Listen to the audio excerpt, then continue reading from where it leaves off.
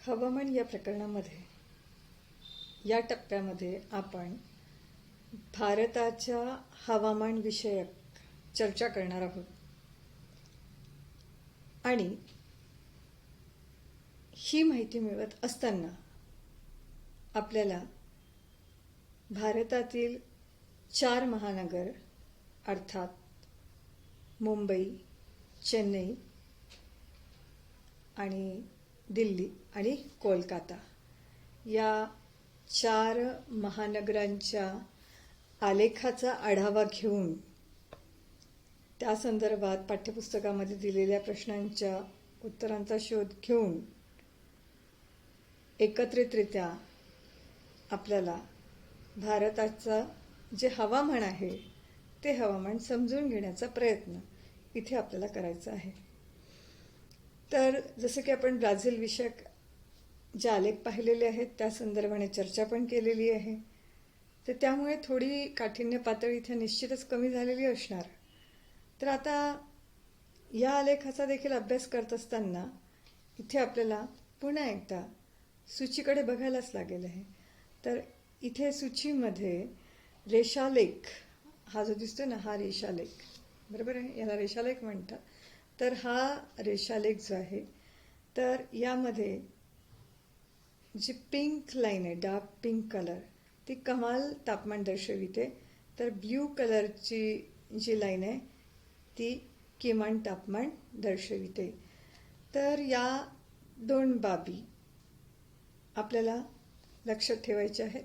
या व्यतिरिक्त आणखी जी उजवीकडली जी बाजू आहे आलेखाची, यात संबंध 4ही आलेखामध्ये उजवीकडले जे आलेखाचे जे आकडे आहेत हे पर्जन्यमान दर्शविण्याचे काम करतात. तर डावीकडे हा जो ॲक्सिस आहे, डावीकडला ॲक्सिस, तर या ॲक्सिसवरती 2 म्हणजे 4ही शहराच्या संदर्भात तापमान दर्शक आकडेवारी आहे. तर अशा प्रकारे या आलेखामध्ये पर्जन्यमान, तापमान आणि या ॲक्सिसवरती प्रत्येक शहराच्या या ॲक्सिसवरती सर्व महिने म्हणजे जानेवारी टू डिसेंबर या सर्व महिन्यातील तापमान आणि पर्जन्यविषयक नोंदी या आलेखामध्ये दिलेल्या आहेत. तर या सगळ्या बाबींचा आढावा घ्यायचा आहे आणि आपल्याला भारताचं हवामान त्याच्या मदतीने, आलेखाच्या मदतीने ते समजून घ्यायचं आहे. तर इथे आपण आलेखातल्या प्रत्येक प्रश्नाकडे वळूया. आलेख अभ्यासत असताना रेफरन्स करता तुम्ही तुमचं पाठ्यपुस्तक जरूर घ्या, कारण आपली स्क्रीन मर्यादित आहे, सोबत आपण प्रश्न घेऊ शकणार नाही. म्हणून आलेख महत्त्वपूर्ण भाग असल्यामुळे मी फक्त आलेखाचा भाग तेवढा तुमच्या डोळ्यासमोर ठेवणार आहे. बाकी पाठ्यपुस्तकातली प्रश्न रेफरन्स करता तुम्हाला घ्यायची आहेत. तर यामध्ये पहिला प्रश्न आलेखाच्या संदर्भात असा विचारला गेला आहे की चेन्नई व उर्वरित ठिकाणांच्या पर्जन्याच्या काळामध्ये तुम्हाला कोणता फरक आढळतोय. तर सगळ्यात आधी आपल्याला शोधावं लागेल की खरंच फरक आढळतोय का, आणि जर तो आढळतो तर का आढळतो. असे प्रमुख प्रश्न आणि उपप्रश्न असे 2 प्रश्न या संदर्भात आपल्याला केलेले आहे. तर आता हे समजून घेताना हा जो प्रश्न आहे विशेषत्वाने चेन्नई आणि उर्वरित भारत यांच्या पर्जन्याच्या काळामध्ये फरक जाणवतोय का, हा मुख्य प्रश्न आपला. तर त्यासाठी आपल्याला पर्जन्यविषयक माहिती बघायला लागेल आहे, बरोबर ना. तर ही बघा, ही जी आकडेवारी ही पर्जन्यविषयक आकडेवारी आहे आणि पर्जन्यविषयक आकडेवारी जी आहे ती या स्तंभालेखाने दर्शविलेली आहे आणि तापमानविषयक जी माहिती आहे, कमाल आणि किमान तापमान, ही रेषालेखाने दाखविलेली आहे. प्रत्येकच आलेखामध्ये, असं नाही की मी हा दाखवते म्हणजे हा, तर प्रत्येकच आलेखामध्ये आपल्याला हे दिसतंय. तर आपल्याला प्रत्येक शहरामध्ये जावं लागेल, 4ही महानगर, कारण की तुलना करायची आपल्याला इथे चेन्नई आणि इतर भागातल्या पर्जन्याच्या संदर्भामध्ये. तर आपल्याला काय निदर्शनास येतात की भारतामध्ये विशेषत्वाने सर्वसाधारणपणे जो पाऊस असतो हा पाऊस प्रत्येकच याच्यामध्ये जून, जुलै, ऑगस्ट, सप्टेंबर, बघा दिल्लीमध्ये पण दिसतोय, त्यानंतर इथे पण जून, जुलै, ऑगस्ट, सप्टेंबर, इथे ऑक्टोबरमध्ये, कोलकातामध्ये अगदी ऑक्टोबरपर्यंत हा पाऊस आपल्याला दिसतोय, बरोबर आहे. सप्टेंबर आणि ऑक्टोबरपर्यंत, म्हणजे जून टू ऑक्टोबर. इथे तुम्हाला मे महिन्यात पण पाऊस थोडा दिसतोच आहे, कारण हे कोलकाता आहे, बरोबर आहे. तर आपण आपल्या शहराचा अंदाज न बाळगता त्या शहराकडे इंडिव्हिज्युअल बघणे हे आपलं कर्तव्य आहे. आता इथे देखील आपल्याला जून टू सप्टेंबर मुंबईला आणि चेन्नईच्या संदर्भात आपल्याला थोडा वेगळेपणा दिसतोय. तर इथे देखील पावसाला सुरुवात जूनपासून झालेली आहे, परंतु इथे सगळेच महिने आपल्याला पावसाचे दिसतात आहेत, बरोबर आहे. सगळेच महिने जवळपास आपल्याला पावसाचे दिसत आहेत. तर असं का दिसतंय? मग आता असा प्रश्न आपल्याला निर्माण होतो इथे, आहे ना.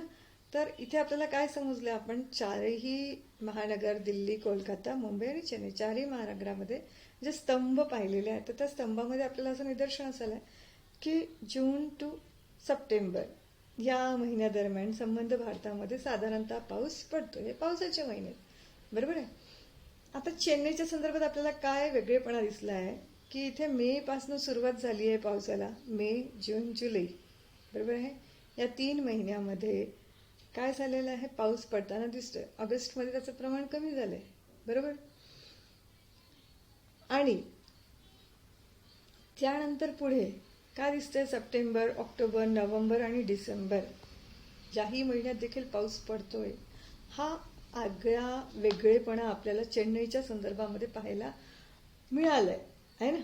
तर अर्थातच मे ते डिसेंबर, आता जर आपण महिने मोजले मे पासून डिसेंबरपर्यंत, माझ्या बोलेपर्यंत तुमचं मोजून देखील झालं असेल आहे, जवळपास 7 महिन्याच्या कालावधीमध्ये चेन्नईमध्ये पाऊस पडताना दिसतोय. इतरत्र तसं नाही आहे. इतरत्र दिल्लीमध्ये, कोलकातामध्ये आणि मुंबईमध्ये मात्र जून, जुलै, ऑगस्ट, सप्टेंबर 4च महिने पडतोय, परंतु चेन्नईमध्ये मात्र तो तब्बल 7 महिने पडताना दिसतो. हा चेन्नईचा पावसाच्या संदर्भात, अर्थात पर्जन्याच्या संदर्भात वेगळेपणा आपल्याला अनुभवायला मिळतो इथे. आता चेन्नईच्या संदर्भात विशेष सांगायचं म्हणजे, चेन्नई हे जे शहर आहे भारताच्या दक्षिणेकडील भागामध्ये हे शहर आहे, समुद्रकिनारा लागून आहे. तर भारताच्या दक्षिणेकडील भागात नैऋत्य मोसमी वारे आणि ईशान्य मोसमी वारे या दोनही वाऱ्यांमुळे पाऊस पडतो. ते छोटे खाणी भारताचा नकाशा दिलेला आहे, मी तुम्हाला सांगते. तर या दरम्यान आपलं चेन्नई आहे, या दरम्यान. तर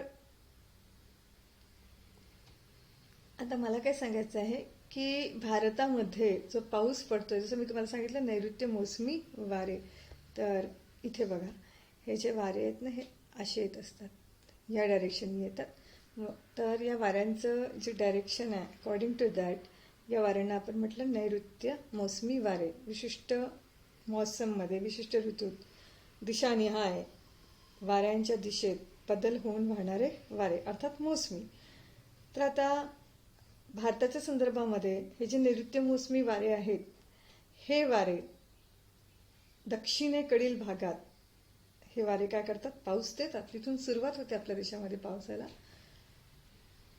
आणि पुढे जाऊन काय होतं की हे मोसमी वारे आणि त्याच्यानंतर इकडला जो भाग आहे नकाशामध्ये, हा आता हे जे वारे आहेत, तर अर्थातच आपण या वाऱ्यांना काय म्हटले, नैऋत्य मोसमी वारे. सगळ्यात पहिले जे मी ड्रॉ केले नैऋत्येकडनं म्हणून नैऋत्य, आणि आता मी जे ड्रॉ केलेले आहेत हे, तर हे जे वारे आहेत, तर हे ईशान्येकडनं येत आहे. तर याला आपण काय म्हणू, ईशान्य मोसमी वारे. तर भारताच्या बाबतीत, भारतामध्ये पडणाऱ्या पावसाच्या बाबतीत वैशिष्ट्यपूर्णता हीच आहे की भारताला या 2 प्रकारच्या वाऱ्यांमुळे पाऊस मिळत असतो. अर्थातच नैऋत्य मोसमी वाऱ्यांमुळेही पाऊस पडतो आणि ईशान्य मोसमी वाऱ्यांमुळेही पाऊस पडतो. तर ही वैशिष्ट्यपूर्णता भारताच्या संदर्भामध्ये आहे. या दोनही वाऱ्यांमुळे पाऊस पडतो. आता तुम्हाला माहिती आहे, आज म्हणजे अर्थातच मला आजची तारीख सांगणं गरजेचं आहे. 23 सप्टेंबर आहे आजची तारीख. आज 23 सप्टेंबरला आपल्या देशामध्ये पाऊस पडून राहिलेला आहे. हा पण एक पावसाचाच प्रकार आहे. परंतु हा जो पाऊस पडतोय, तर हा का पडतोय या संदर्भात पण मी नंतरच्या टप्प्यामध्ये नक्कीच चर्चा करणार आहे. तर ईशान्य मोसमी वाऱ्यांपासून तर पडणारा पाऊस आहेच, परंतु नैऋत्य मोसमी वाऱ्यांमुळे देखील हा पाऊस पडतोय किंवा पडू शकतोय. तर अशा प्रकारे इथे मी पुढचा मुद्दा तुम्हाला समजावून सांगितले की भारताला ईशान्य मोसमी वारे आणि नैऋत्य मोसमी वारे या 2 प्रकारच्या वाऱ्यांमुळे पाऊस मिळतो. आता पुढे काय आहे की मान्सूनच्या परतीच्या पावसामुळे, आता परतीचा पाऊस अर्थातच आता जसं मी तुम्हाला ड्रॉ करून सांगितलं की हे जे वारे आहेत ना, तर हे अशा प्रकारे एंटर होतात आणि त्याच्यानंतर मग ते काय होतात, असे रिटर्न, त्याला रिट्रेट, हे असे रिटर्न होतात, म्हणून त्याला इंग्रजीमध्ये खूप सुंदर नाव आहे रिट्रेट किंवा रिट्रेटिंग मान्सून. आता याला मराठीमध्ये जो शब्द आहे त्याला म्हणतात, आता इथून मराठीमध्ये सांगायचं झालं, इथनं हे वारे काय करतात, माघार घेतात. इथनं प्रवेश झाला, इथनं माघार घेतात, म्हणून याला माघारी मान्सून असं देखील म्हणण्यात येतं. तर इंग्रजीमध्ये रिट्रेटिंग मान्सून असं म्हणतात. तर मान्सूनच्या परतीच्या पावसामुळे उर्वरित भारताच्या तुलनेमध्ये चेन्नई, आपण चेन्नईबद्दल विशेषतः इथे चर्चा करतो, तर चेन्नईला आपल्याला विसरता येणार नाही. तर चेन्नईमध्ये साधारणपणे जसं आपण पाहिलंय की मे हा जो महिना आहे हा मे, आणि हा जो लास्ट मंथ आहे हा डिसेंबर. तर या मे पासून तर डिसेंबर, अर्थात 7 महिने, 7 ते 8 महिने जवळपास या कालावधीमध्ये चेन्नईमध्ये पाऊस पडतोय. आणि यानं आपल्याला ही गोष्ट देखील निदर्शनास आलेली आहे की जे पावसाचं अधिक्य आहे, हे अधिक्य जसं आपण जर कंपॅरिझन केलं दिल्ली, मुंबई, चेन्नई आणि कोलकाता या चारही महानगरांमध्ये जर आपण कंपॅरिझन करू, तर तौलनिकदृष्ट्या चेन्नईमध्ये मात्र आपल्याला पर्जन्याचा कालावधी, पर्जन्यमानाचा कालावधी हा जास्त असल्याचं आपल्याला इथे कळलंय. तर आता हा जो पहिला प्रश्न आहे, मी अतिशय सविस्तररित्या मी तुम्हाला एक्सप्लेन केलेला आहे. आता पुढे आपल्याला जायला हवं. तर पुढला प्रश्न असा आहे की दिल्ली आणि कोलकाता यांच्या तापमान वक्रात कोणते साम्य आढळते. तर आता आपण थोडंसं असं करूया, मी ग्राफला छोटं करते कारण आपल्याला कोणत्या शहराचा कोणता ग्राफ आहे हे देखील कळणं फार आवश्यक आहे. तर पुन्हा एकदा मी रिपीट करते प्रश्न, दिल्ली आणि कोलकाता. तर चला मी दिल्ली पहिले बघूया. हा दिल्लीचा ग्राफ आहे आणि हा कोलकाताचा ग्राफ आहे. तर प्रश्न काय म्हणतोय, दिल्ली आणि कोलकाता यांच्या तापमान वक्रामध्ये, आता इथे आपण तापमान विषयक चर्चा करणार आहोत, ही बाब तुम्हाला क्लिअर झालेली आहे. आणि त्या वक्रामध्ये काय फरक जाणवतोय हे आपल्याला इथे सांगायचं आहे. तर दोनही शहरांच्या तापमान वक्रामध्ये काय काय साम्य आहे, साम्य आहे की फरक आहे, पहिले आपण हे शोधूया. तर दोन्ही शहराचं आता इथे आपल्याला हे बघत असताना आपल्याला इथे सगळ्यात पहिली गोष्ट तर म्हणजे तापमान इकडे दर्शवलं गेलेलं आहे, आणि तापमान हे कशाने दाखवलेलं आहे, रेषालेखाने, बरं आहे. आणि आपण कोणते दोन शहर बघतो इथे, दिल्ली आणि कोलकाता. तर दोन्ही शहराचे हे तापमानाचे हे जे हे आहेत रेषालेख, ज्याला आपण लाईन ग्राफ असं म्हणतोय, तर या दोघांनाही आपल्याला बघायला गेले तर आपल्याला असं दिसतं की काही सिमिलॅरिटी आहे, काही सिमिलॅरिटी आहे असं निदर्शनाचं. तर दोन्ही शहराचं जे कमाल तापमान, आता कमाल आणि किमान मागे पण मी बोलले, कमीत कमी आणि जास्तीत जास्त. तर आता दोन्ही शहराचं जे कमाल आणि किमान तापमानाची जी वक्राची जी उंची आहे, ही आपल्याला काय सांगतेय की सर्वसाधारणपणे जानेवारी ते मे महिन्याच्या कालावधीमध्ये काय होऊन राहिलेलं आहे, हा जो ग्राफ आहे किंवा हा जो वक्र आहे हा वाढून राहिलेला आहे, जानेवारी टू मे. तर हा बघा, आपल्याला आता इथे कोणतं पाहायचं आहे, कमाल आणि किमान तापमान आहे ना. तर जानेवारीपासून, तर काय म्हणते मी, जानेवारीपासून तर इकडे हा कोणत्या महिन्यापर्यंत वाढतोय, मे महिन्यापर्यंत, बरोबर आहे ना. तर बघा, जानेवारीमध्ये झालेला आहे, फेब्रुवारी, मार्च, एप्रिल, मे पर्यंत हा वाढलेला आहे. बघा इथे मे पर्यंत हा काय झालेला आहे, वाढलेला आहे. त्यानंतर पुढे मग त्याची घसरण व्हायला लागली आहे. अर्थातच काय सांगते की इथे जानेवारीपासून मे पर्यंत इथे वाढतं, चला इथे वाढतं का, पुन्हा बघा मी म्हटले म्हणून नाही, तर आपल्याला इथे बघायला हवं ना. जानेवारीपासून तर इथे बघा हा मे महिना, मे पर्यंत वाढलेला आहे ना. मे थोडंसं जूनमध्ये पण वाढ दिसते.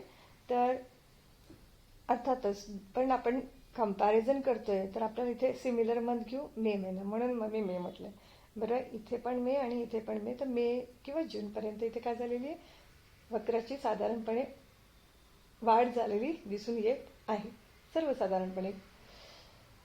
आता फक्त याचंच बघणार आहोत का आपण, नाही, इथे पण बघूया, कारण आपल्याला किमान आणि कमाल दोघांबद्दलही बघायचं आहे ना. तर इथे पण बघूया, इथे पण बघा, हे पण तापमान वाढलेलं दिसतं इथे बघा, है ना.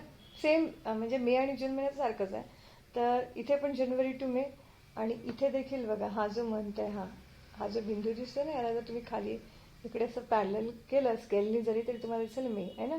हा जानेवारीपासून तर मे पर्यंत अर्थातच काय झालेलं आहे, तापमान वाढलेलं आपल्याला दिसून येतं इथलं. चला इथे पण बघूया. इथे देखील बघा मे आहे. मे पर्यंत काय झालेलं आहे, तापमानात वाढ झाली आहे. कमाल आणि किमान दोन्ही तापमानामध्ये जानेवारी टू मे पर्यंत वाढ झाली आहे. तर दोनही शहराच्या कमाल आणि किमान तापमानाच्या वक्रांची उंची साधारणपणे ऑगस्ट आणि नोव्हेंबर महिन्याच्या कालावधीच्या दरम्यान कशी दिसतीये ते बघूया आता. तर बघा आता कुठून ती आता कमी व्हायला लागलेली दिसतीये. तर ही बघा, आपण आता इथून बघतोय, हा बघा, हा ऑगस्ट महिना ना. ऑगस्ट महिन्यापासून काय व्हायला लागलेली आहे, छानशी घसरण होऊन राहिली आहे इथे, आणि इथे देखील अशी घसरण होऊन राहिली तापमानामध्ये. इथे पण बघूया, कारण आपल्याला सिमिलर पाहिजे ना. तर बघा इथे देखील हे इथपर्यंत कॉन्स्टंट आकडे राहिले ना. या महिन्यापासून इथे देखील काय झालेली आहे, घसरण झालेली आहे. बरोबर आहे. तर अर्थातच दोन्ही शहराच्या कमाल आणि किमान तापमानाची वक्राची उंची साधारणपणे ऑगस्ट नोव्हेंबर महिन्यात कमी कमी होत आहे. फक्त कोलकाता आणि याच्या बाबतीमध्ये फक्त इथे आपल्याला एका महिन्यामध्ये आपल्याला डिफरन्स दिसतो डिसेंबरमध्ये, की इथे तर घसरण झालेलीच आहे कमाल आणि किमानमध्ये. फक्त या एका महिन्यापुरती इथे थोडीशी डिसेंबरमध्ये इथे थोडी कोलकाताच्या संदर्भामध्ये थोडी आपल्याला हा वक्र वर गेलेला दिसतोय. कोणता वक्र आहे हा, तर कमाल तापमानाचा वक्र डिसेंबरमध्ये थोडा वाढत गेल्याचं दिसतोय. बरं, अदरवाईज आपण कॉमन स्टेटमेंट करायचं म्हटलं तर ऑगस्ट ते नोव्हेंबर या महिन्यांच्या कालावधीमध्ये वक्र कसे झालेले आहेत, कमी झालेले आढळत आहेत. कारण की फक्त एका महिन्याचं आपल्याला नाही बघायचं, आपल्याला कॉमन बघायचं. आपण मॅथमॅटिक्समध्ये अल्जेब्रामध्ये पण कॉमन बघतो ना, तसं जर आपण विचार केला तर आपण मग आता कॉमन स्टेटमेंट लिहिताना आपल्याला असंच लिहायला लागेल की ऑगस्ट टू नोव्हेंबर या महिन्याच्या कालावधीमध्ये कमी होत जाते. काय कमी होत जाते, कमाल आणि किमान तापमान. आता पुढला प्रश्न असा आहे की दिल्ली आणि कोलकाता, मुंबई आणि चेन्नई या चारही शहरांची सरासरी कमाल आणि किमान तापमान कक्षा आपल्याला काढायची आहे. कमाल आणि किमान. तर सगळ्यात पहिले आपण बघूया दिल्ली शहराकडे, कारण तो प्रथम क्रमांकावरती आहे. बरोबर आहे ना. तर दिल्ली या शहराचं सरासरी कमाल आणि किमान तापमान कक्षा जी आहे ती बघूया आता. तर इथे बघा कमाल नाही, इथे ही किमान आहे आणि हे कमाल आहे. तर ही जी आहे 5 पेक्षा थोडं वर गेलेलं आहे, अर्थातच हे 6 डिग्री आहे ना. तर मग किमान 6 डिग्री. आणि आता कमाल बघूया. कमालमध्ये आता आपल्याला बघायचं आहे हायेस्टमध्ये कुठपर्यंत गेलं आहे. तर हे पण 40 अबाव 40 गेलेलं आहे, म्हणजे 41. बरोबर आहे ना.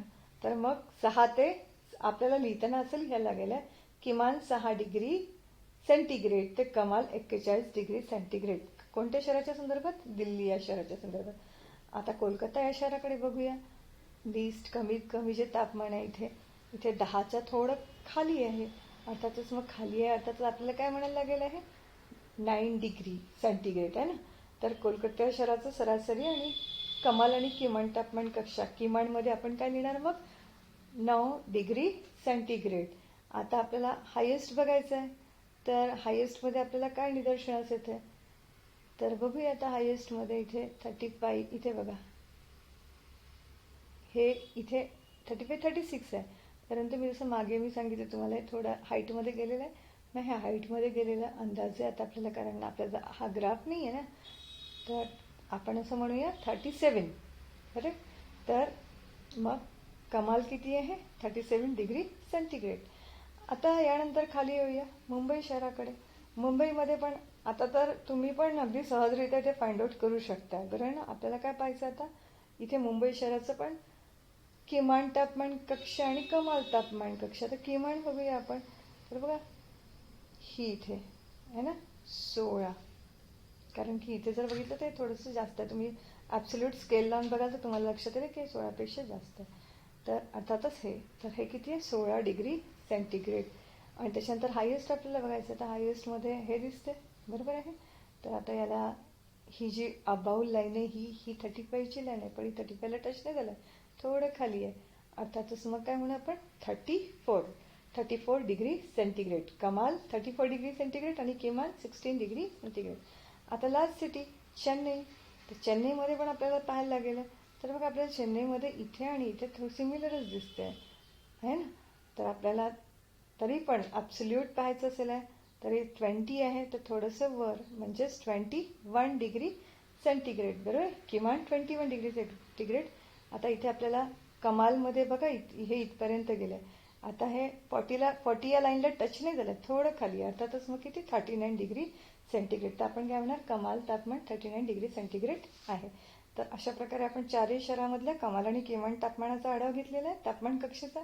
आता पुढे आपल्याला बघायचं आहे दिल्ली, कोलकाता, मुंबई आणि चेन्नई या चारही शहरापैकी कोणत्या शहराची तापमान कक्षा कमी आहे, बरोबर आहे. आणि त्यावरून आपल्याला काय अंदाज करायचा आहे की म्हणजे हवामान विषयक आपल्याला त्याचा अंदाज करायचा आहे. कारण प्रश्न असा म्हणतोय पाठ्यपुस्तकातला की त्यावरून कोणता अंदाज कराल, म्हणजे कोणता अंदाज म्हणजे कशाच्या संदर्भात ही क्लॅरिटी नाही आहे. तर हवामान विषयक अंदाज काय तुम्ही करणार. तर दिल्ली, चेन्नई, कोलकाता, आता चारही शहराच्या तापमान कक्षा कमाल आणि किमान आता आपण चर्चा केलेल्या आहेत, बघितल्या देखील डोळसपणे, बरोबर आहे ना. तर या चारही शहरांच्या या कमाल आणि किमान तापमान कक्षा ज्या आहेत ना, या आपण आत्ताच बघितलेत, पाहिले पण कमाल आकडे आणि किमान आकडे आपण नोट डाऊन पण केलेले आहेत, आहे ना. तर या चारही शहरांची तापमान कक्षा दिल्ली, कोलकाता, मुंबई आणि चेन्नई या चारही शहरापैकी चेन्नई हे जे शहर आहे, तर या शहराची तापमान कक्षा आपल्याला काय आढळली, सगळ्यात कमी आढळली. म्हणजे यांच्या तिघांच्या तुलनेमध्ये ती काय आढळली, कमी आढळली. कारण आपलं जे टेम्परेचर होतं हे 19 आहे ना, कमीत कमी, आणि हे होतं हायेस्ट किती होतं, 39, बरोबर आहे ना. तर तापमान कक्षा कमी आढळली. त्यावरून आपल्याला काय म्हणता येईल की इथलं जे चेन्नईचं जे हवामान आहे, आणि आपल्याला हे पण दिसतंय पावसाच्या संदर्भातला पण आढावा आपण घेतलेला आहे की ते जवळपास 7 महिने पाऊस पडतोय, बरोबर आहे ना. म्हणजे जसं आपण बघितलं की मे महिन्यापासून तर डिसेंबरपर्यंत. तर यावरून आपण असं म्हणू शकतो की इतर शहराच्या तुलनेत चेन्नईचं जे तापमान आहे ते कसं आहे, सम आहे. आता पुढे काय आहे की दिल्ली, कोलकाता, मुंबई आणि चेन्नई या चार शहरांपैकी कोणत्या शहराची तापमान कक्षा, आता आपण पहिल्या प्रश्नामध्ये कोणत्याच शहराची तापमान कक्षा कमी आहे याचा प्रश्न होता. आताचा प्रश्न आहे की कोणत्या शहराची तापमान कक्षा जास्त आहे. आणि त्यावरून आपण म्हणजे आता तो तुम्हाला प्रश्न आहे की तुम्ही काय अंदाज करणार. तर या चारही शहरांपैकी दिल्ली जे शहर आहे ना, हे बघा इथे दिल्ली शहर, तर दिल्ली शहराची जी तापमान कक्षा आहे, मॅक्झिमम टेम्परेचर ज्याला म्हणतो, तर मॅक्झिमम आणि मिनिमम दोन्हीचा जर आपण विचार केला तर तापमान कक्षा कशी आहे, जास्त आहे. आणि त्यावरून असं आपण म्हणू की दिल्लीचं या तिघांच्या तुलनेमध्ये, या तीनही शहराच्या तुलनेमध्ये इथलं हवामान सम आहे. तर या तीनही शहराच्या तुलनेत दृष्ट्या दिल्ली या शहराचं जे तापमान आहे हे कसं आहे, विषम आहे. तर पुढे असा प्रश्न आहे की मुंबईच्या तापमानाच्या व पर्जन्यमानाच्या आधारे आपल्याला मुंबईच्या हवामानाचा अंदाज करायचा आहे. ॲक्च्युली आपण सगळे महाराष्ट्रात राहतोय, आपल्याला तसं माहिती आहे, थोडा अंदाज आहे. आणि त्या व्यतिरिक्त आपल्यासमोर काय आहे, हा आलेख देखील आहे. तर या आलेखामध्ये पर्जन्यमान पण दिलेलं आहे. हे सगळे स्तंभ दिसतात ना, हे पर्जन्याच्या संबंधित आहे, पर्जन्याच्या आकड्यावरशी संबंधित आहे. आणि हे दोनही किमान आणि कमाल तापमानाशी संबंधित आहे. आणि यावरून आपल्याला आता मुंबईबद्दल आता बोलायचं आहे की मुंबईचा हवामानाचा अंदाज करायचा. तर मुंबई शहराची सरासरी कमाल आणि किमान तापमान कक्षा किमान 16 आहे आणि कमाल 34. आताच आपण पाहिलेली आहे, बरोबर आहे ना, जस्ट नाव आपण चर्चा केली आहे त्यावरती. तर मुंबई शहरातील पर्जन्याचे प्रमाण जून महिन्यामध्ये, चला बघा जून महिना, हा जून महिना, जून महिन्यामध्ये पर्जन्याचे प्रमाण बघा किती आहे, 450 मिलीमीटर. ठीक आहे. आता 450 अर्थात मी आता जसं हे घेतलंय, तुम्ही स्केल घ्या तुमच्यासोबत आणि त्याच्यावरून एक अंदाज, एक आढावा घेता येतो आपल्याला. 450 बरोबर, 450. आणि जुलै महिन्यामध्ये, आता जुलै महिन्यात तर सर्वाधिक पाऊस पडतोय ना, तर हा 800च्या वर गेलेला आहे. अर्थातच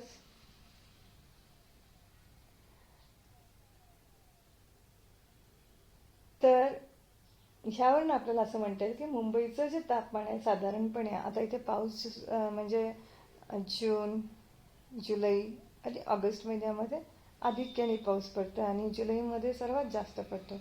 आणखी एक वैशिष्ट्यपूर्णता तुमची जी मुंबई आहे ना, ही इथे आहे, भारताच्या नकाशामध्ये इथे सांगते मी, इथे ही मुंबई आहे. आणि इथे याला लागून असलेलं, म्हणजे याला एक गोष्ट, अरबी समुद्र लागून आहे हा इथे या भागामध्ये आहे ना. हा जो ब्ल्यूइश पार्ट दिसतो ना, कवर्ड, म्हणजे आपला भारताचा दक्षिण जो भाग आहे तो समुद्राने व्यापलेला आहे. इथे मुंबई आहे या भागामध्ये. तर इथे समुद्रकिनारा अरबी समुद्र लाभलेला आहे, तर त्याचा देखील परिणाम मुंबईच्या हवामानावरती निश्चितच होतोय. आणि त्यामुळे मुंबईचं जे सर्वसाधारण तापमान असतं ते उष्ण असतं आणि दमट असतं. दमट म्हणजे मुंबईत आता आपण पावसाळा सुरू आहे. आपण जेव्हा बातम्या ऐकतो मुंबई विषयीच्या पावसाला संदर्भात की पाऊस किती जास्त प्रमाणात पडतोय, बरं आहे ना. तर महाराष्ट्रामध्ये जास्त पाऊस पडणारं एक शहर जे आहे ते मुंबई आहे.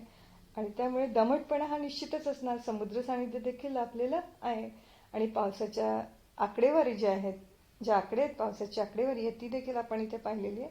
तर त्यावरून आपण साधारणपणे असं म्हणू की उष्ण आणि दमट स्वरूपाचं आहे. आता पुढला प्रश्न असा की भारतात कोणत्या महिन्यात जास्त वृष्टी होते. तर आता बघूया मग. आता एकदा आपण थेट नाही म्हणणार, तर कोणत्या महिन्यात जास्त वृष्टी होते आपल्याला प्रत्येकच भागामध्ये जाऊन आपल्याला बघायला लागेल आहे. तर बघा इथे पण जून महिन्यामध्ये दिसतीये, ठीक आहे, ओके. पण इथे जुलै ऑगस्टमध्ये जास्त आहे, बरोबर आहे. चला इकडे पण बघूया. जून महिन्यात इथे मात्र इथेही जास्त दिसतीये.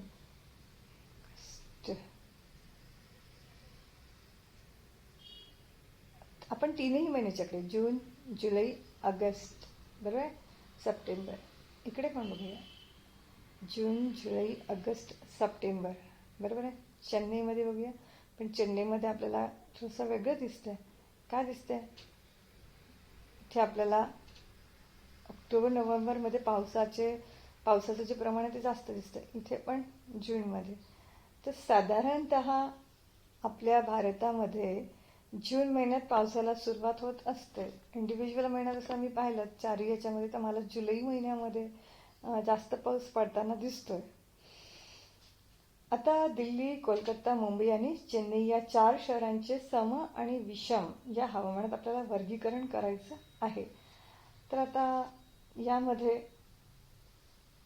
सम हवामानाची जी शहरे आहेत, तर तुम्हाला एक विशेष सांगते की ज्याला समुद्र किनारा लाभलेला आहे, जिथे पावसाचं प्रमाण जास्त आहे, समुद्र सानिध्य देखील लाभलेलं आहे, तर अशा शहरांमधलं हवामान कसं असणार? सम असणार. मग असे कोणती शहरे आहेत?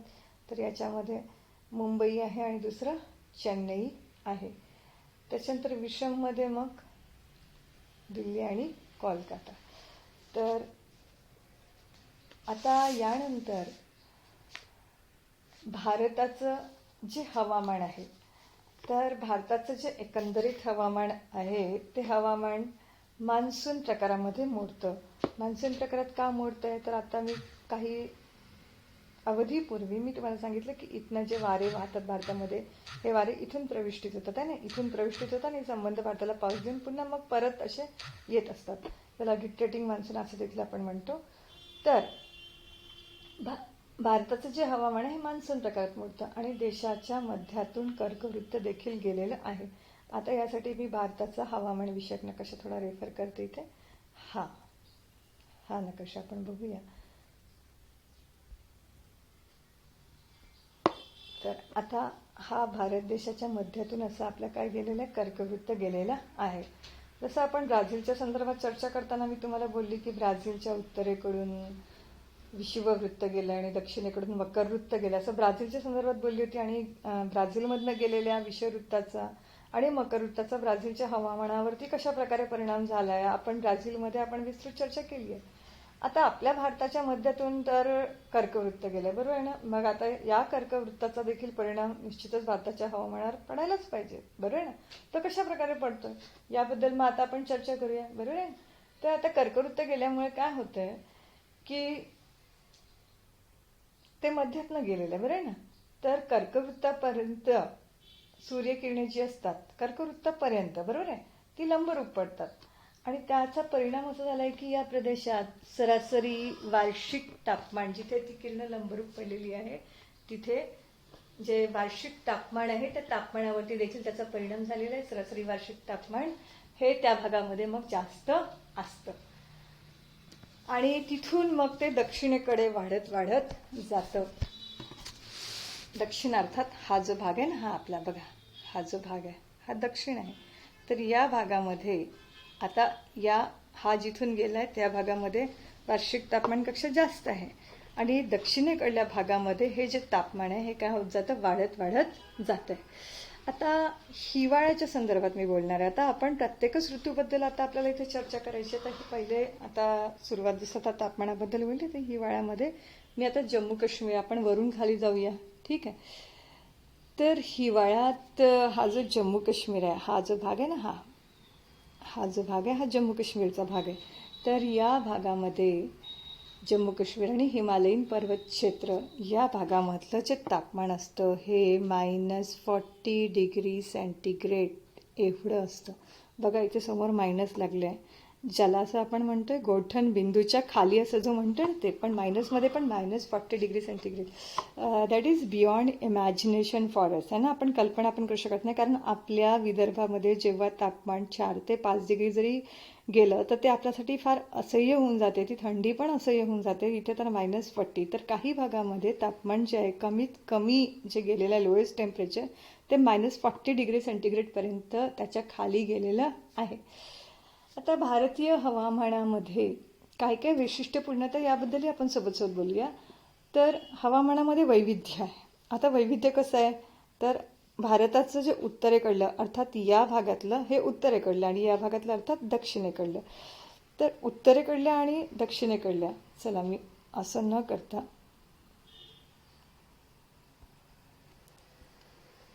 उत्तर आणि दक्षिण लिहिते सरळ सरळ, म्हणजे ते उत्तर, हे उत्तर आणि हे दक्षिण, ठीक आहे, समजायला सोपं. आता तर उत्तर आणि दक्षिण या दोघांच्याही हवामानाच्या संदर्भामध्ये आता मी सांगणार आहे. तर भारतीय हवामानामध्ये विशेष गोष्ट अशी आहे की त्यामध्ये वैविध्य आढळतं. आता हे वैविध्य का आढळतं, तर वैविध्य म्हणजे उत्तरेकडलं तापमान वेगळं आहे तर दक्षिणेकडलं तापमान वेगळं आहे. ऋतूनिहाय पण विचार केला, पावसाळा, हिवाळा, उन्हाळा, तर तसं देखील आपल्याला वैविध्य आढळतं. तर त्यामागचं कारण काय आहे, वैविध्य का आढळतं याबद्दल आता आपण चर्चा करूया. तर भारतामध्ये त्याचं जे स्थान आहे प्रामुख्याने, तर एक आहे भारताचं अक्षवृत्तीय स्थान आणि दुसरं असं की समुद्रसपाटीपासूनची उंची. पुन्हा मी रिपीट करते की भारताचं अक्षवृत्तीय स्थान आणि दुसरं कारण काय, समुद्रसपाटीपासूनची उंची. हे जी दोन कारणं आहे आणि तिसरं जे कारण आहे हिंद महासागर. तर आता मी हिंद महासागर पण या नकाशामध्ये नाही दाखवलेलं आहे, पण मी तुम्हाला त्याचं लोकेशन दाखवून देते. हे बघा, भारताच्या दक्षिणेकडून या भागामध्ये हिंद महासागर गेलेला आहे. तर मी आता इथे असं ड्रॉ करते ही लाईन, म्हणजे तुम्हाला समजेल. हा जो एरिया आहे हा हिंद महासागर आणि इकडलं तर तुम्हाला माहिती आहे इकडे अरबी समुद्र आहे, इथे बंगालचा उपसागर. पण आता सध्या आपण याबद्दल बघतोय, हा जो आहे ना हा हिंद महासागर, याबद्दल मी बोलते. तर भारताच्या दक्षिणेकडे जो हिंद महासागर आहे आणि उत्तरेकडे, आता उत्तरेकडे जो आहे हा जो भाग आहे उत्तरेकडला, हा जो भाग आहे ना, तर उत्तरेकडे विशेष म्हणजे काय, तर या संबंध हा जो मी आता ॲरो घेऊन चालेल एवढ्या भागापर्यंत, म्हणजे इथपासून तर इथपर्यंत या भागापर्यंत हिमालयाच्या पर्वतरांगा आहे. आता ही 4 कारणं मी तुम्हाला सांगितली. पहिलं कारण सांगितलं भारताचं अक्षवृत्तीय स्थान, दुसरं समुद्रसपाटीपासूनची उंची, तिसरं काय सांगितलं की दक्षिणेकडे काय हिंद महासागर आहे तर उत्तरेकडे काय हिमालयाच्या पर्वतरांगा आहे. या चारही बाबींचा जो परिणाम आहे हा भारताच्या हवामानावरती झालेला आहे. आणि तो कशा प्रकारे झाला आहे की त्याचाच परिणाम असा झाला की भारतामध्ये मान्सून निर्मितीवरती त्याचा मोठ्या प्रमाणामध्ये परिणाम झालेला दिसून येतो. जसं मी मागच्या तासाला तुम्हाला सांगितलं होतं ब्राझीलच्या संदर्भामध्ये बोलत असताना, मी तेव्हा असं बोलले होते की संपूर्ण जगामध्ये फक्त 2च ऋतू असतात, हिवाळा आणि उन्हाळा. परंतु भारत असा देश आहे की जिथे पावसाळा एक वेगळा तिसरा ऋतू आहे. तर तो का आहे, मान्सूनच्या निर्मितीवर कोणत्या घटकांचा परिणाम झाला, तर आता मी जसं सांगितलं हिमालयाच्या पर्वतरांगा, हिंद महासागर, अक्षवृत्तीय स्थान, समुद्रसपाटीपासूनची उंची, या सर्व गोष्टीमुळे हा वेगळेपणा आलेला आहे. आता हिमालयामुळे काय होत असतं, आता हिमालय तर सांगितलं, पण नेमकं काय होत असतं, तर उत्तरेकडून येणारे जे अतिथंड वारे, आता जसं की तुम्हाला सांगितलं की या भागामध्ये काय आहे, हां, तर या भागामध्ये काय आहेत, हिमालयाच्या पर्वतरांगा आहेत. चला मी ड्रॉच करून दाखवते आता. हा जो भाग आहे ना हा हिमालयाच्या पर्वतरांगा आहे. तर त्याचा परिणाम काय होत असतो की इकडनं जे वारे वाहत येत असतात, हे जसे वारे येत असतात ना, तर या उत्तरेकडून येणाऱ्या वाऱ्यांना या पर्वतरांगा हिमालयाच्या काय करतात, अडविण्याचं काम करतात. आता हे जे वारे येतात उत्तरेकडून हे अतिशीत असतात, यांचं वैशिष्ट्य आहे की ते अतिशीत आहेत. पण या अतिशीत वाऱ्यांना अडविण्याचं काम या हिमालयाच्या पर्वतरांगांनी केलेलं आहे. आता दुसरं असं आहे की नैऋत्य मोसमी वारे जे आहेत. आता नैऋत्य मोसमी जे वारे आहेत पहा, इथे आपल्या नकाशामध्ये पण ऑलरेडी ड्रॉ केलेलेच आहेत बघा, हे नैऋत्य मोसमी वारे आहेत ना हे. हां, तर हे नैऋत्य मोसमी जे वारे आहेत ते हिमालयाच्या शिवालिक आणि हिमाचल रांगांपासून, आता शिवालिक जे आहे ना हे बघा, या आता मी ड्रॉ केली ना ही शिवालिक आहे. तर हे जे मोसमी वारे जे आहेत, नैऋत्य मोसमी वारे, हे शिवालिक आणि हिमाचल रांगांपासून, म्हणजे हे जे वारे आहेत ना अशा प्रकारे भारतात प्रविष्टित होतात, अशा प्रकारे भारतात प्रविष्टित होतात. आणि नुसतं प्रविष्टित होत नाही तर सोबत आपल्यासोबत ते खूप मोठ्या प्रमाणात बाष्प समुद्रावरनं वाहत आले, ते बाष्प घेऊन आले. तर जिथे जिथे मी ड्रॉ केलं त्या संबंध भागामध्ये ते काय करतात, पाऊस देत जातात. म्हणजे जिथपर्यंत मी ड्रॉ केले तिथपर्यंत ते पाऊस देत गेले, म्हणजे संबंध भारतामध्ये असा पाऊस पडला. परंतु या ज्या शिवालिक रांगा आहेत आणि या हिमाचल रांगा आहेत, इथे आल्यानंतर मात्र हे जे वारे आहेत ना हे असे रिटर्न होतात. मी तुम्हाला मगाशीच सांगितलं रिट्रेटिंग म्हटलं तर, रिट्रेटिंग मान्सून असा शब्द मी वापरला होता. तर इथून ते काय करतात, माघार घेतात. आलं सगळ्यांच्या लक्षात, कुठून, शिवालिक आणि हिमाचल रांगांपासून ते परत फिरतात. त्याला मी मराठीमध्ये माघार, ते इंग्रजीमध्ये मी रिट्रेट हा शब्द वापरला. बरं, तर पंजाबचा जो मैदानी प्रदेश आहे किंवा मग दुसरा राजस्थानचा थरचा वाळवंट आहे. आता इथे पंजाब दाखवते मी तुम्हाला. तर हा जो भाग आहे ना हा पंजाबचा भाग आहे हा, आणि हा जो भाग आहे हा थरचा वाळवंटी भाग आहे. तर या दोन भागामध्ये हवामान जे आहे ते उष्ण आहे, आणि या उष्ण हवामानामुळे उन्हाळ्याच्या सुरुवातीच्या दरम्यान कमी दाबाचा पट्टा तयार होतो. तर बघा इथलं म्हणजे अर्थात थरचं वाळवंट आणि पंजाब, तर इथलं मी सांगितलं काय सांगितलं की इथलं तापमान जास्त आहे. तर आता तुम्हाला तापमान आणि दाब याचा संबंध 9व्या वर्गात मी तुम्हाला शिकवलेला आहे की जेव्हा तापमान जास्त असतं तेव्हा दाब कमी असतो. आता थरचं वाळवंट आणि पंजाब इथलं तापमान कसं आहे, उष्ण आहे अर्थात जास्त आहे, त्यामुळे या भागामध्ये एक पट्टा तयार होतो. आता हा जो पट्टा तयार होतो, तापमान जास्त आहे, तापमान आणि दाबाचा संबंध मी आत्ताच बोलले, तापमान जास्त तर दाब कमी, तर मग इथे कमी दाबाचा पट्टा तयार होतो. आलं सगळ्यांच्या लक्षात. तर तापमान जास्त असल्यामुळे या भागामध्ये कमी दाबाचा पट्टा तयार होतो. आता इथेच थांबत नाही ही गाडी. कमी दाबाचा पट्टा झाला त्याच्यानंतर काय होतं की त्यामुळे हिंदी महासागरात, आता हिंद महासागराचं मी तुम्हाला सांगितलं हा जो भाग आहे हा हिंद महासागराचा, बरं आहे की नाही. आता हिंद महासागरामध्ये काय आहे, समुद्र आहे, बरोबर आहे, समुद्र आहे. तर त्यामुळे तिथले जे तापमान आहे ते तापमान कसं असणार, कमी असणार, बरं आहे. मग तापमान कमी तर दाब कसा, जास्त. मग या भागामध्ये एक पट्टा तयार होतो. हा पट्टा कोणत्या दाबाचा तयार होतो, तर जास्त दाबाचा पट्टा तयार होतो. कसा जास्त दाबाचा, का, पुन्हा एकदा सांगते बरं ना. कारण की हिंद महासागरावरती तापमान काय आहे, कमी आहे. कमी काय, कारण इथे समुद्र आहे म्हणून तापमान कसं कमी आहे, म्हणून इथे जास्त दाबाचा पट्टा तयार झाला आणि इथे कमी दाबाचा पट्टा तयार झाला आहे, बरं की नाही. तर अशा प्रकारे अशी विरुद्ध स्थिती निर्माण होत असते. बघा असं नेहमी म्हटलं जातं की जर आपल्याला पावसाळ्यात भरपूर पाऊस पडायला पाहिजे असं जर वाटत असेल तर आपला जो पंजाब हरियाणाचा जो मैदानी प्रदेश आहे इथलं तापमान खूप छान, म्हणजे तापायला पाहिजे, उन्हाळा छान तापायला पाहिजे. तर या तापमानाचा, या उन्हाळ्याचा पावसाशी काय संबंध आहे बरे, असे एक सर्वसाधारण लोकांना वाटतं. पण तो आता शास्त्रीयदृष्ट्या कसा संबंध आहे हा तुम्हाला आता माझ्या शिकवण्यातून लक्षात आला असेल. तर राजस्थान आणि पंजाबमध्ये ज्या तापमान खूप छान प्रकारे वाढतं, छान तापतं, जास्त तापमान होतं, तेव्हा तिथे कमी दाबाचा पट्टा तयार होतो आणि हिंद महासागरावरती जास्त दाबाचा पट्टा तयार होतो, बरं आहे ना. आणि मग जास्त दाबाच्या पट्ट्याकडून भारताच्या मुख्य भूमीकडे, आता मी तुम्हाला डायरेक्शन काढून दाखवते. तर या जास्त दाबाच्या पट्ट्याकडून मुख्य भूमीकडे अशा प्रकारे हे वारे व्हायला लागतात. आता असं का वाहतात असाही प्रश्न निर्माण झाला असेल तुम्हाला, आहे ना.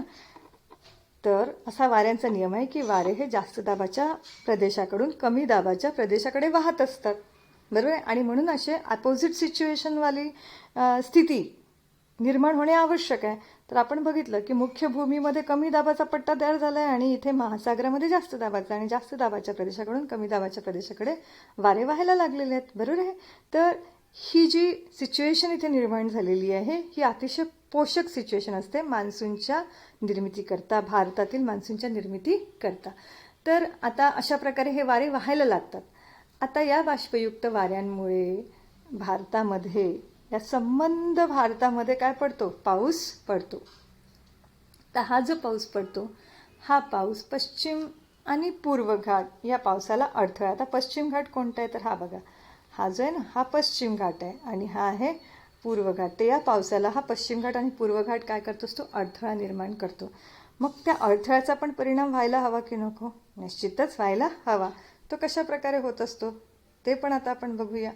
तर मग हा जो पश्चिम घाट आहे, पश्चिम घाटाने या वाऱ्यांना काय केलं? अडवलंय. त्यामुळे हे जे वारे आहेत हे असे आतमध्ये प्रविष्टित होऊ शकत नाही. बरोबर आहे ना? म्हणून मग काय होतं, याचा परिणाम काय होतो की हा जो किनारपट्टीचा जो भाग आहे ना, हा आता मी तुम्हाला ॲरोनी दाखवते बघा, हा जो किनारपट्टीचा भाग आहे ना, तर या किनारी भागामध्ये भरपूर पाऊस पडतोय. बरोबर आहे. आता हे वारे असे प्रविष्टित आतमध्ये होऊ शकत नाही. या भागात जास्त पाऊस पडतोय पण इथे असे आतमध्ये जाऊ शकत नाही. का नाही जाऊ शकत? कारण यांनी काय केलं? अडथळा निर्माण केलं. आणि इथे हा जो पूर्व घाट आहे यांनी देखील अडथळा निर्माण केला, म्हणून आतमध्ये तर प्रविष्टित होऊ शकले नाही. परंतु याही किनाऱ्यावरती आणि याही किनाऱ्यावरती त्यांनी भरपूर पाऊस दिलेला आहे. आता मग आतमधल्या भागाचं काय होणार? हाही प्रश्न निर्माण झाला ना इथे. तर हा जो भाग आहे ना, हा मध्य महाराष्ट्र आपण ज्याला म्हणतो, तर मध्य महाराष्ट्रापर्यंत हे जे वारे आहेत हे वारे पोहोचूच शकत नाही. का पोहोचू शकत नाही? कारण की या वाऱ्यांना या घाटाने काय केला? अडथळा निर्माण केला. आणि म्हणून हा जो मध्य महाराष्ट्राचा जो भाग आहे इथे वात विणमुख प्रदेश, अर्थातच पर्जन्य छायेचा प्रदेश निर्माण होत असतो. आता या अडथळ्यामुळे इथे हे जे वारे आहेत बाष्पयुक्त वारे, या बाष्पयुक्त वारे तिथपर्यंत पोहोचले नाही. त्यांनी किनारी भागामध्ये पाऊस भरपूर देऊन टाकला आणि त्यामुळे मग आता इथे पोहोचले नाही, किंवा पोहोचले तर अतिशय अल्प प्रमाणात गेले ते. त्यावेळेला जेव्हा ते आतमध्ये पोहोचले तेव्हा त्यांचं जे मॉइश्चर होतं, मॉइस्ट ज्याला आपण म्हणतो, ज्याला बाष्प म्हणतो, तर त्याची बाष्पधारण क्षमता कमी झालेली असते आणि त्यामुळे या भागामध्ये मात्र पाऊस कमी पडतो. आणि पाऊस कमी पडतो म्हणून त्याला आपण काय नाव दिलं? वात विणमुख प्रदेश, किंवा दुसरं नाव काय दिलं आपण? तर पर्जन्य छायेचा प्रदेश. बरोबर आहे. तर अशा प्रकारे या प्रदेशामध्ये पाऊस कमी पडत असतो. आणि महाराष्ट्रामध्ये म्हणूनच मराठवाडा किंवा मध्य महाराष्ट्र या भागामध्ये आपल्याला दर 4 वर्षानंतर सदोदितच ऐकायला मिळतं की इथे पाऊस पडला नाही, इथे सुखा दुष्काळ आहे. तर का आहे? तर त्यामागचं शास्त्रीय कारण हे असं आहे. आता पुढे काय होतं की हे जे वारे आहेत हे अरवली पर्वतरांग. आता अरवली पर्वतरांगांबद्दल पण बघूया आपण. तर जसं मी तुम्हाला सांगितलं होतं की या भागामध्ये अरवली पर्वतरांग आहे. तर हे जे वारे आहेत ना हे अशा प्रकारे जातात. तर या वाऱ्यांना अडवायचं काम इकडे या अरवली पर्वतरांगांनी देखील केलेलं आहे. कारण की यांना अडथळा अरवली पर्वतरांगांनी केलेला आहे. तर मग अरवली पर्वतरांगांना समांतर असे ते वारे वाहतात. आणि त्याचा देखील परिणाम असा होतो की गुजरात आणि राजस्थान, आता इथे हा जो आहे ना हा गुजरात आहे. बरोबर आहे. आणि हा राजस्थान हा जो भाग आहे, तर आता ह्या ज्या अरवली पर्वतरांगा आहेत, बरं आहे की नाही, या अरवली पर्वतरांगांनी यांना अडवलेलं आहे. बरं आहे. आणि यांनी अडवल्यामुळे काय होतं की या भागामध्ये देखील पाऊस कमी, हा भाग अर्थातच कोणता? गुजरात आणि राजस्थान. तर या कारणास्तव अरवली पर्वतरांगांनी अडवल्यामुळे ते त्याला पॅरलल वाहत गेले, समांतर वाहत गेले, आणि त्यामुळे गुजरात आणि राजस्थान या भागातही पाऊस कमी पडतो, जसा महाराष्ट्रामध्ये, मध्य महाराष्ट्रात. आणि मग असे सरकत हे वारे जे आहेत मग पुढे कोणत्या प्रदेशामध्ये प्रविष्ट होतात? तर हिमालय पर्वतीय प्रदेशाकडे सरकतात. आता पुढे काय होतं की हे जे वारे हिमालय पर्वतीय प्रदेशाकडे जेव्हा सरकतात, मग अर्थातच हे असे वारे सरकत जेव्हा इकडे येतात, तर इकडे हा बर्फाच्छादित भाग आहे. बरोबर आहे. तर इथे मात्र पुन्हा त्यांची बाष्पधारण करण्याची, या प्रदेशामध्ये बाष्पधारण करण्याची क्षमता मात्र पुन्हा वाढते. आणि हिमालयाची जी नैसर्गिक तटबंदी आहे, आता इथे नैसर्गिक तटबंदी म्हणजे हिमालय पर्वतरांगा, तर हिमालय पर्वतरांगांनी निर्माण केलेली जी तटबंदी आहे, तर या तटबंदीमुळे पुन्हा या भागामध्ये जो पाऊस पडतो तर तो पाऊस अर्थातच प्रतिरोध प्रकारचा पाऊस पडतो. आता हिमालय रंगापासून मग आता इथपर्यंत हे पाऊस बिऊस दिला आणि इथून हे प्रविष्टित झाले, इथे वगैरे पाऊस वगैरे दिला त्यांनी इथे, आणि त्यानंतर मग इथून ते परतायला लागले. कळलं? तर इथून म्हणजे पडतायला लागले. आता त्याला एक विशेष शब्द आहे भूगोलामध्ये, त्याला म्हणू की आपण मान्सूनच्या वाऱ्याने काय घेतली? माघार घेतलेली आहे.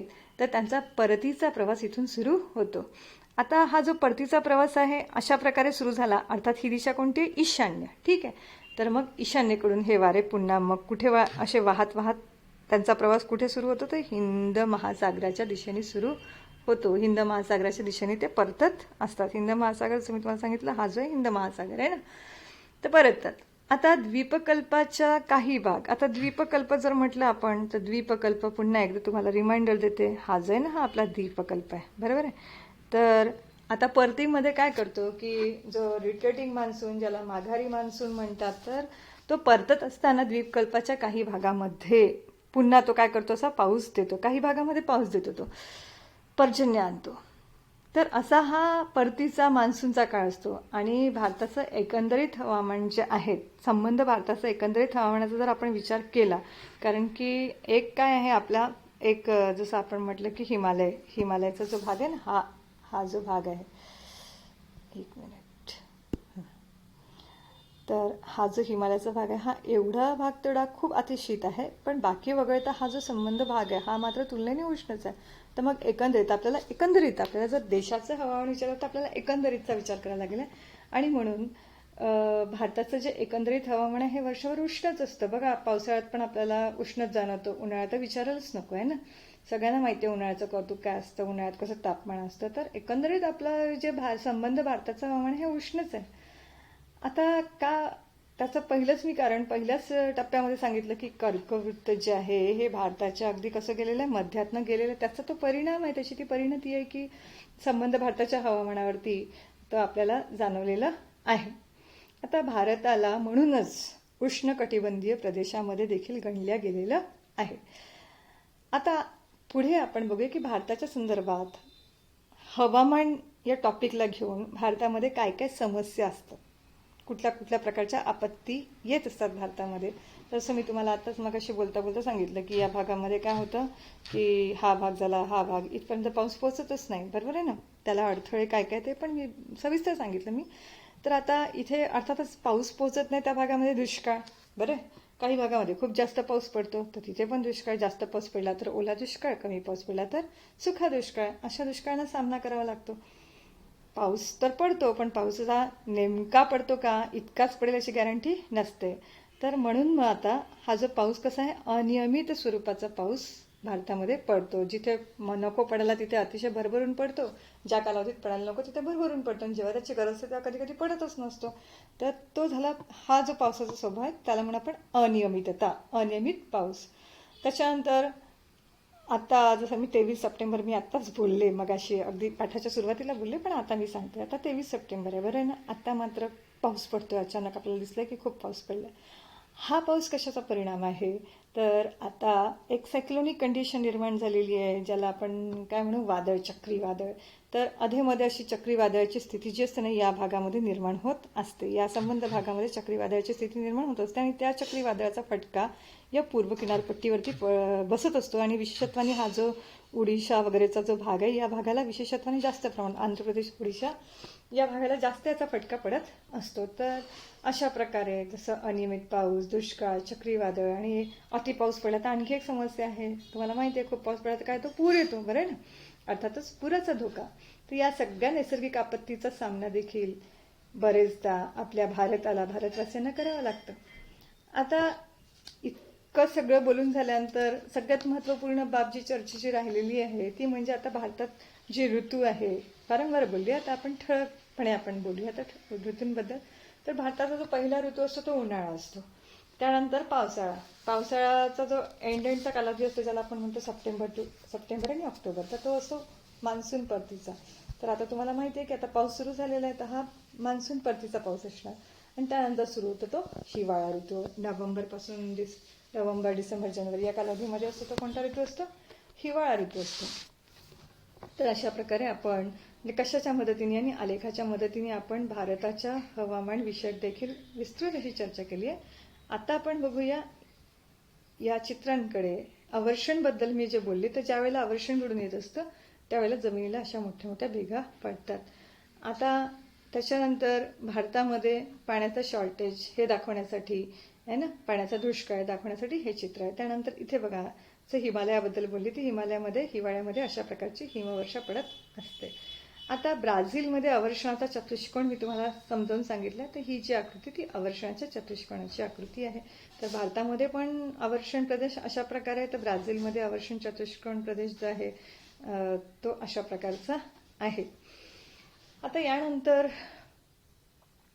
अजस्त्र कडांच्या पलीकडल्या भागामध्ये मी तुम्हाला सांगितलं होतं ना, तो आहे अवर्षण चतुष्कोणचा भाग. आता ही जी दिसते ही शेती आहे आणि ही शेती अर्थात भात शेती आहे आणि इथे पुनर्रोपण पद्धतीने लागवड होऊन राहिलेली आहे. आता हे ब्राझीलचं चित्र आहे. ब्राझीलमध्ये पाऊस पडतानाचं घेतलेलं चित्र आहे. तर यानंतर जंगलतोड, ब्राझीलमध्ये जी जंगलतोड घडून आलेली आहे त्याचं असं विदारक असं म्हणजे ब्राझीलचं जंगल संपूर्ण जगभरामध्ये खूप मोठं जंगल क्षेत्र म्हणून प्रसिद्ध होतं. पण तिथे देखील मोठ्या प्रमाणात जंगल तोड कशा प्रकारे घडून येते याचं विदारक असं चित्र त्यांनी दाखवलेलं आहे. आता थोडंसं माहिती आहे का तुम्हाला या संदर्भात? आपण बघूया आपल्या देशामध्ये काय काय वैशिष्ट्यपूर्णता आहे. तर राजस्थानमध्ये गंगानगर या ठिकाणी जून महिन्यामध्ये 50 डिग्री सेंटीग्रेडपर्यंत तापमान वाढतं. That is highest temperature 50 डिग्रीपर्यंत. तर आता आपल्या विदर्भात देखील ते 49च्या घरात गेलेले आहेत. त्याच्यामुळे आपल्याला ते काय चटके असतात जास्त तापमानाचे ते आपल्याला देखील माहिती आहे. आता कारगिल शहरात हिवाळ्यातलं जे तापमान मी म्हटलं की -48, 49, तर बघा तर ते -48, 49 कोणत्या शहरामध्ये असतं? कारगिल शहरामध्ये. आपल्याला माहिती आहे भारतामध्ये कारगिलचं युद्ध वगैरे ते शहर. तर तिथे -48 डिग्री सेंटीग्रेड इतकं असतं. आता मेघालय, तर आपण जास्त पावसाचं क्षेत्र भारताचा नकाशा आपण अगदी सुरुवातीला पाहिलं होतं. तर मेघालयामध्ये खासी जिल्ह्यामध्ये मोहसिनराम या ठिकाणी जी नोंद झाली पावसाची ती किती होती? 11,872 मिलीमीटर आणि चेरापुंजीची नोंद झाली 11,777 मिलीमीटर.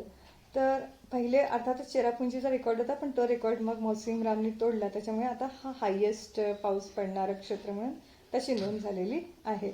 आता तुम्हाला वाटेल की भारतातलंच आहे, असं नव्हे तर संपूर्ण जगभरामध्ये सर्वाधिक पावसाची नोंद मोहसिनराम इथे झालेली आहे. जनरल नॉलेज या दृष्टिकोनातून देखील तुम्हाला लक्षात ठेवायचं आहे. आता राजस्थानबाबत मी बोलतेय. तर राजस्थानातील जैसलमेर हा भारतातील सर्वात कोरडा भाग आहे. म्हणजे शुष्क, ज्याला आपण हवामान शुष्क आहे असा तो भाग आहे. आणि इथे वार्षिक सरासरी जो पर्जन्यमान अर्थात पाऊस जो आहे तो फक्त 120 मिलीमीटर पेक्षाही कमी पडत असतो.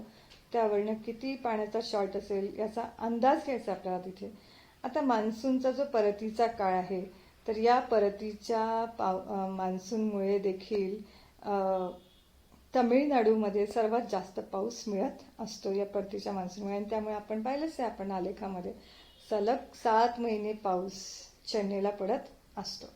चेन्नई शहराचा आपण आढावा घेतलेला आहे. आता इथे प्रश्न आहे की चेरापुंजी आणि मोहसिनराम येथे 11,000 मिलीमीटरपेक्षा जास्त पाऊस पडतो, परंतु जवळच असलेल्या शिलाँग येथे फक्त 1,000 मिलीमीटर पाऊस पडतो. असं का होत असेल है ना? असा प्रश्न इथे केलेला आहे. तर तुम्ही शोध घेण्याचा प्रयत्न करणार आहे का? तर मी थोडक्यात तुम्हाला एक आढावा देते काय कारण आहे. तर बंगालच्या उपसागराकडून, आता बंगालचा उपसागर हे सांगताना एक मिनिट मी थोडंसं ड्रॉ करून सांगते मी तुम्हाला. हा दक्षिण भारताचा मी नकाशा काढलेला आहे आणि हा जो भाग आहे ना हा अर्थात बंगालचा उपसागर. तर बंगालच्या उपसागराकडून मेघालय पठाराकडे वारे वाहतात. तर इकडल्या भागामध्ये हा जो भाग आहे ना इथे मेघालय पठार आहे. तर इथून हे जे वारे आहेत ना हे असे वारे वाहतात. हे वारे आहेत मी दाखवलेले, हे असे वारे वाहतात मेघालय पठाराकडे. आता मेघालय पठाराच्या वाऱ्याकडली जी बाजू आहे त्या वाऱ्याकडल्या बाजूमध्ये 2 शहर ज्याचा मी आता उल्लेख केलेला आहे, मोहसिनराम आणि चेरापुंजी. तर हे दोनही शहर वाऱ्याकडल्या बाजूला असल्या कारणामुळे तिथे जास्त पाऊस पडतो. परंतु मेघालय पठाराचा जो विरुद्ध भाग, आता विरुद्ध भाग म्हटलं तर हा जो भाग आहे इथपर्यंत, हा जो भाग आहे ना हा मेघालय पठाराचा विरुद्ध भाग आहे. तर त्या विरुद्ध भागाला शिलाँग आहे आणि त्यामुळे मग शिलाँग हा भाग पर्जन्यछायेचा भाग बनतो आणि तिथे मात्र पाऊस कमी पडतो. तर अशा प्रकारे त्या भागामध्ये फक्त 1,000 मिलीमीटर पाऊसच पडतो. तर इथे आपण या प्रश्नाच्या उत्तराचा शोध घेतलेला आहे.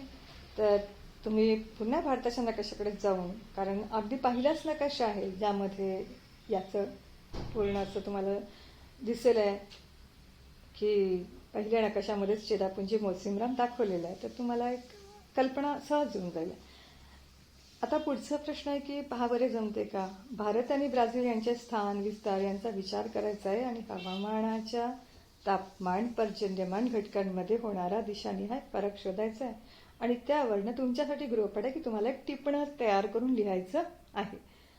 आता पुढे आपण बघूया. ब्राझील हा जो देश आहे हा कसा आहे? उष्णकटिबंधीय. आणि इथे मात्र भारतासारखी हिमवृष्टी होणे नाही, कारण तो उष्णकटिबंधीय आहे. आणि जसं मी सांगितलं की उत्तरेकडे तर तिथे विषुववृत्त गेलेलं आहे, त्याचाही देखील परिणाम, बरोबर. तर काही आकस्मिक परिस्थिती मात्र ब्राझीलमध्ये अशी निर्माण होत असते की दक्षिण ध्रुवावरती वारे ब्राझीलच्या दक्षिण भागामध्ये पोहोचतात. आता ते का पोहोचतात याचं पण कारण आपण जसं पाहिलं की उत्तरेकडे जसं विषुववृत्त गेलं तर दक्षिणेकडे मकर वृत्त गेलेलं आहे ना. तर कधी कधी या दक्षिण ध्रुवीय वारे दक्षिण भागामध्ये जर का पोहोचले तर अशा प्रसंगी क्वचित प्रसंगी ब्राझीलने या हिमवृष्टीचा अनुभव घेतलेला आहे. तर तो कोणकोणत्या वर्षी घेतला आहे की 1879 मध्ये घेतला आहे, 1957 मध्ये घेतला आहे आणि 1985 मध्ये हिमवृष्टी झाल्याच्या नोंदी तिथे करण्यात आलेल्या आहे. बट भारतामध्ये जसं हिमाचल प्रदेशामध्ये दरवर्षी हिवाळ्यामध्ये जी हिमवर्षा होते तशा प्रकारच्या हिमवर्षाचा अनुभव ब्राझीलमध्ये मात्र घेता येणे नाही, कारण त्याचं वैशिष्ट्यपूर्ण वातावरण आणि तो उष्णकटिबंधीय देश आहे. आता भारतात कोणत्या भागात वर्षभरात 3 पिके घेतली जातात आणि त्याचा आणि पर्जन्यमानाचा काय संबंध असेल? तर हे प्रोजेक्ट वर्क आहे आणि तुम्हाला स्वाध्यायाच्या वहीमध्ये नेटची मदत घेऊन हे काम करायचं आहे. अगदी इझिली तुम्ही करू शकता. थोडंसं फक्त नेटवर जाऊन तुम्हाला माहिती गोळा करावी लागेल आहे. तर स्वाध्यायाच्या वहीमध्ये शेवटच्या टप्प्यामध्ये तुम्हाला हे देखील करायचं आहे आणि प्रोजेक्टला हे मार्क असतातच.